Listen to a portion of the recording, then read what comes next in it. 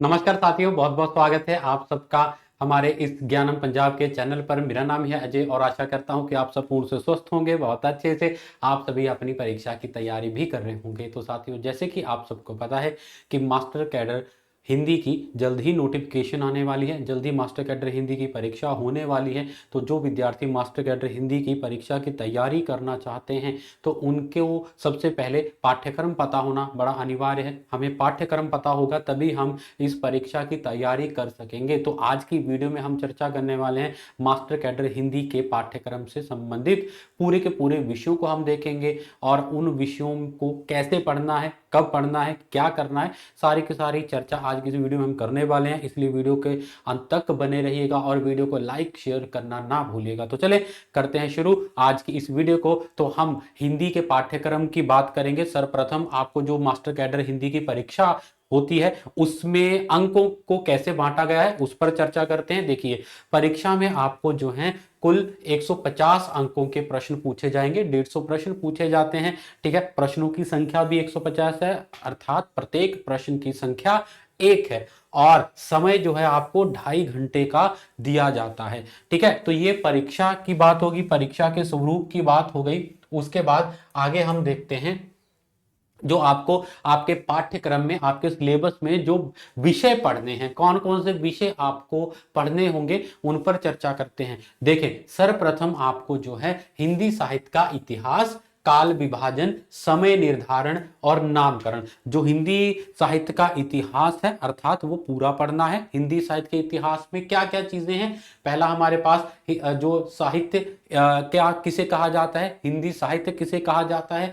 काल विभाजन, जो जैसे कि विभिन्न हिंदी साहित्य के इतिहास को विभिन्न कालों में विभाजित किया गया है, किस काल को किस नाम से किसने बुलाया है। ठीक है, तो वो हमें पढ़ना है। सीमा निर्धारण कि उनकी समय सीमा, किसी काल की समय सीमा क्या क्या है वो हमें पढ़ना है। और उसके बाद नामकरण की बात करेंगे। तो नामकरण, ठीक है, जैसे कि किसी काल का, जैसे कि मान लीजिए मध्य काल है, ठीक है, और उसको भक्ति काल भी कहा जाता है। तो मध्य काल किसने कहा, उसको भक्ति काल किसने कहा, उसको लोक जागरण काल किसने कहा। तो अलग अलग नामों से उसको पुकारा गया है।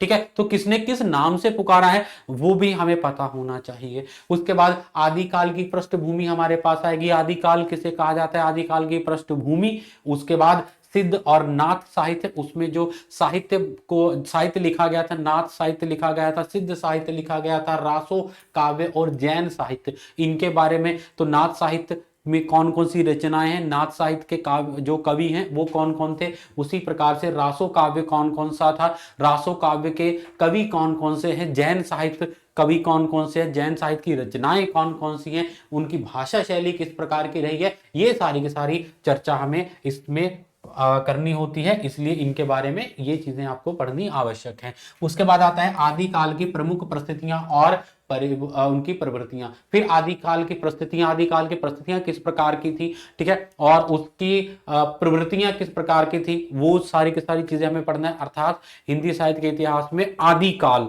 आदिकाल से संबंधित सब कुछ आपको पता होना चाहिए। आदिकाल से संबंधित जितने भी विषय हैं, जो भी चीजें हैं वो हमें पढ़नी है। उसके बाद हमारे पास आता है भक्ति काल। तो भक्ति काल की परिस्थितियां, ठीक है, आदिकाल के बाद भक्ति काल आता है जिसे मध्यकाल कहा जाता है। ठीक है, उसकी प्रवृत्तियां क्या क्या हैं, विभिन्न काव्य धाराएं हमें पता होनी चाहिए, जिसमें संत काव्य आता है, सूफी काव्य आता है, राम काव्य व कृष्ण काव्य। इनकी प्रमुख कवि और इनकी जो इनका योगदान, जो प्रमुख कवि भक्ति काल के कौन कौन से हैं, निर्गुण काव्य धारा के कवि कौन कौन से हैं, सगुण काव्य धारा के कवि कौन कौन से हैं, उनको अच्छे से पढ़ना है। उसके बाद रीति काल का नामकरण हो गया, विभिन्न धाराएं होगी, परिस्थितियां और प्रवृत्तियां हो गई। ठीक है, तो उसमें उसके बाद हमारे पास भक्ति काल के बाद आता है रीति काल।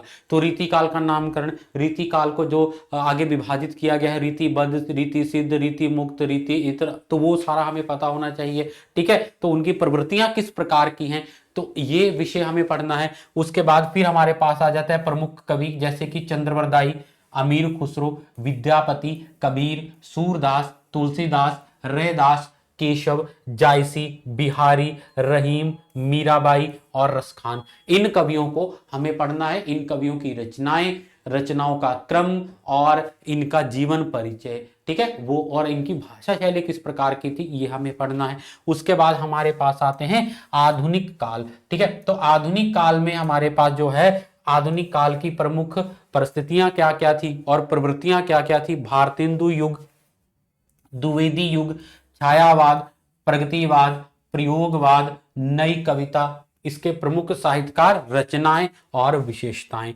ठीक है। तो ये हमारे पास आ गए आधुनिक काल। आधुनिक काल के बाद फिर हमारे पास आता है गद्य काल। तो गद्य काल में हमें क्या क्या पढ़ना है। गद्य काल में हमारे पास आता है हिंदी गद्य का उद्भव एवं विकास, ठीक है, हिंदी का उद्भव एवं विकास, जिसमें कि कहानी, ठीक है, कहानी हो गई, उसके बाद उपन्यास, नाटक, निबंध, आत्मकथा, जीवनी, संस्मरण, रेखा चित्र, यात्रा वृत्तांत, डायरी। तो एक एक विधा को यहां पर पढ़ना है। उपन्यास किसे कहा जाता है, उपन्यास के गुण कौन कौन से हैं। नाटक किसे कहा जाता है, नाटक के गुण कौन कौन से हैं। आत्मकथा, जीवनी, संस्मरण, डायरी, ये सारी की सारी गद्य विधाएं हैं। तो गद्य विधाओं को हमें अच्छे से पढ़ना है। उसके बाद प्रमुख कवि जो गद्य विधाओं के आ जाते हैं हमारे पास, जैसे कि भारतेंदु हरिश्चंद्र, उसके बाद महावीर प्रसाद द्विवेदी, अयोध्या सिंह उपाध्याय, ठीक है, जयशंकर प्रसाद, महादेवी वर्मा, मैथिली शरण गुप्त और सूर्यकांत त्रिपाठी निराला। इनको पढ़ने के बाद सुमित्रा नंदन पंत, सुभद्रा कुमारी चौहान, हरिवंश राय बच्चन, रामधारी सिंह दिनकर। तो ये हमारे गद्य कार हो गए। उसके बाद इनकी प्रमुख कहानीकार जिन्होंने कहानी लिखी, जैसे कि जयशंकर प्रसाद, मुंशी प्रेमचंद, जयेंद्र कुमार, मनु भंडारी, कृष्णा सोबती, सुदर्शन, कमलेश्वर और यशपाल, ये प्रमुख कवि हैं। इनका जीवन परिचय, इनकी रचनाएं, कौन कौन सी कहानियां इन्होंने लिखी हैं, इनकी विशेषताएं क्या थी, इनकी भाषा शैली किस प्रकार की थी, ये संपूर्ण जानकारी आपके पास होनी चाहिए। फिर उसके बाद प्रमुख निबंधकार आ जाते हैं, जैसे कि आचार्य रामचंद्र शुक्ल हो गए, राम वृक्ष बेनीपुरी, बाबू गुलाब राय, हजारी प्रसाद द्विवेदी, महादेवी वर्मा, मुक्ति बोध आर्य और हरिशंकर प्रसाद, ठीक है। तो ये हमारे पास हो गए गद्य।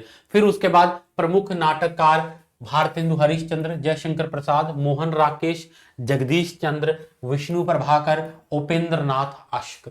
फिर इसके बाद समीक्षा सिद्धांत की बात करें तो काव्य की परिभाषा, ठीक है, जो समीक्षा सिद्धांत था इसमें काव्य के बारे में हमें पता चाहिए, काव्य की परिभाषा का, ठीक है, काव्य के भेद, महाकाव्य किसे कहा जाता है, खंड काव्य क्या है, गीति काव्य की परिभाषाएं और विशेषताएं। गीति काव्य किसे कहा जाता है, खंड काव्य गीति काव्य से कैसे अलग है, महाकाव्य खंड काव्य से कैसे अलग है, महाकाव्य के अंतर्गत किसे रखा जाता है, खंड काव्य के अंतर्गत किसे रखा जाता है, ठीक है। उसके बाद प्रमुख इसकी जो गद्य विधाएं हमारे पास आती है, निबंध, संस्मरण, जीवनी, आत्मकथा के स्वरूप, तत्व और सामान्य परिचय।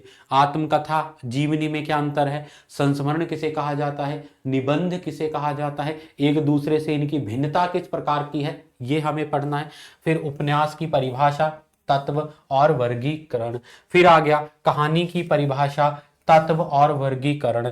समीक्षा सिद्धांत की बात करें, केवल नाटक और एकांकी, परिभाषा, तत्व और वर्गीकरण। समीक्षा किसकी करनी है, केवल नाटक और एकांकी की ही समीक्षा करनी है और कोई समीक्षा हमें नहीं पढ़नी है, ठीक है। उसके बाद हमारे पास आता है व्याकरण। व्याकरण भाग की बात करें तो व्याकरण में भाषा और लिपि, ठीक है, भाषा क्या है, लिपि क्या है।